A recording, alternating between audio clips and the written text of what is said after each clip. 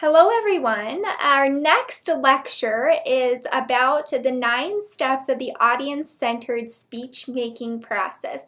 And here our first step is consider the audience. So this wheel, you'll see this wheel a lot in your textbook. In the very center is consider the audience. And my first bullet here is why is the entire process audience-centered? If you can see, it's connected to every single piece in the rest of the audience-centered speech-making process. Because even when we're delivering the speech, we are still considering the audience. When we're selecting and narrowing a topic, we're considering the audience. When we're organizing the speech, we're considering the audience, thinking about how they will understand the message best. Right? So considering the audience is the first step, but it's also done at every other phase of the speech-making process too. So it's a continuous step here rather than a simple step, like the first simple step, right? And it always considers the attitudes, values, and beliefs of the audience. That's what considering the audience means. What attitudes, values, and beliefs do the audience hold coming into the speech?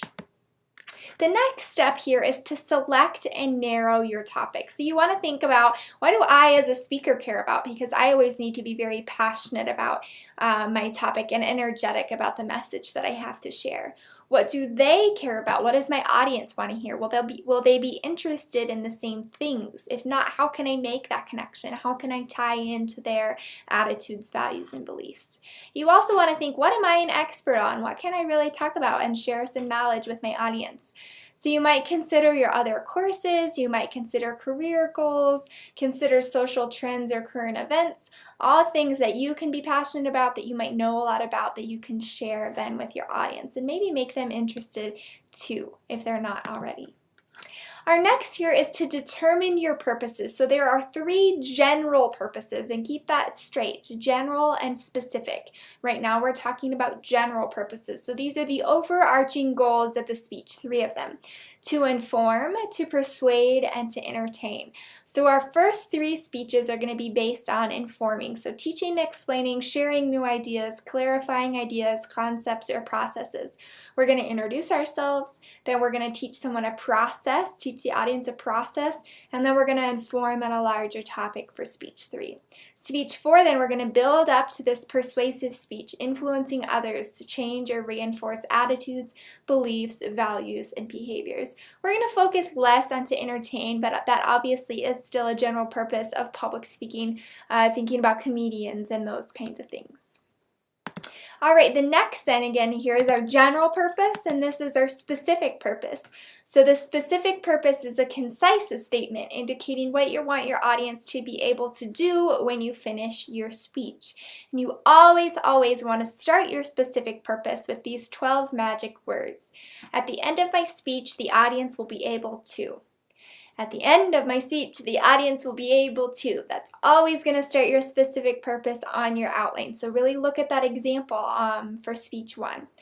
Then you want to add your goal. So after that, be able to. And you want to state the response you desire in precise, measurable terms. So that's using words like describe, list, explain, restate. You want them to have to do something to give you back that information. So like understand is a bad verb. I always say if you can shake your head yes or no to the verb you're using, it's a bad verb. So you could say, do you understand? And you don't really know if they do or not. You want them to actually have to give you something back. List, restate, describe, explain, verbs like that. All right? All right, here, then we have, here we talk about verbs. I forgot about this slide. Good verbs versus bad verbs. So the key is specific purposes are written in terms of desirable, measurable audience behaviors. Those are some more examples of good and bad verbs for your notes. All right, here's an example here. So the topic, the U.S. federal government, the general purpose, which you'll always list at the top of your outline, to inform. The specific purpose, at the end of my speech, the audience will be able to describe the 3 branches of the U.S. federal government. Another one, London tourist attractions. The general purpose to inform. At the end of my speech, the audience will be able to list the 5 most popular tourist attractions in London, England. And I've actually been to London, and I might talk about in a speech all the places I went and my top 5 favorites, right? Okay, so then next, the fourth step in this audience-centered speech-making process is to develop your central idea. This is a one sentence, and that's key, guys, one sentence summary of the speech content. And the central idea, if you're an English person, is another word for thesis statement. So the key with the central idea is to summarize complex information for your audience. So one sentence summary of the speech content. So moving forward here, you can see how the speech-making process comes about. The topic might be writing books. The general purpose, to inform. Specific, at the end of my speech, my audience will be able to describe how a writer becomes a published author. And this overall one-sentence statement, a writer must master their craft, learn about the market, and submit their work to become a published author. Now look in here, guys. Might you be able to tell what the main points are going to be? So this can be, and we'll get to this, it might be a preview statement and the central idea. So your thesis might be a preview of the main points to come. Yeah? Again here, working through the U.S. federal government, the three branches are the executive, judicial, and legislative. So knowing here, I'm going to talk about executive first, then judicial in my second main point, and legislative in my third. So you're always planning through all of these pieces what's to come next. Number 5, generating the main points. Key points of the speech. Again, everything is written in complete sentences. So does your central idea have logical divisions? Are there steps to support the central idea? Several reasons why it's true. And again, going back to what I just said there, the central idea of a speech plus a preview of main points is called a blueprint, and that's awesome. You're killing two birds with one stone there, creating a blueprint by making your thesis statement also a preview. So making that summary statement in your central idea. So after we have our main points, we're going to gather supporting materials. I have none of us are as smart as all of us, so you want to rely on others' knowledge, other experts in your area, and draw in their publications or their quotes, those kinds of things. So the key, support your ideas with solid research and opinions from experts on your topic, but you also want to make sure to weave your own ideas clearly around the ideas and words of others. So you're not just straight pulling from other sources. You're not just a machine gun laying out facts. You are working that through into creating your own message for your audience. So next here, you want to determine an organizational pattern.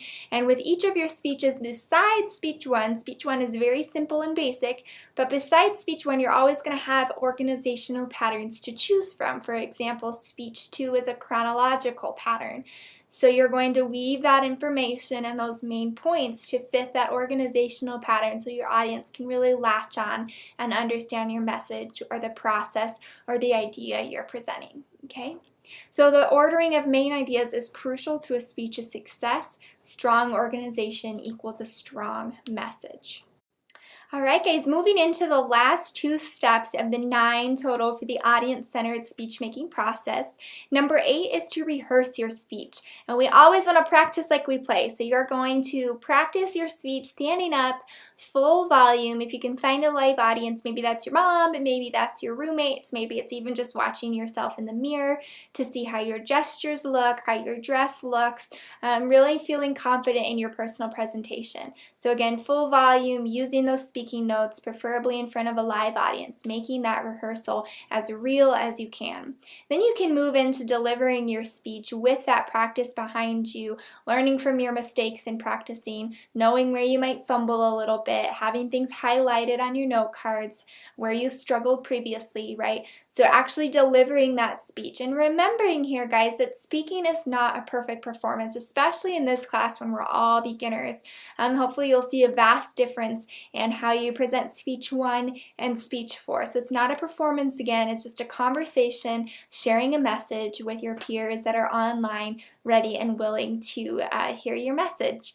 So again, best of luck preparing for speech 1. Email me with any questions and really work through all these steps as you prepare your first speaking assignment. See you soon.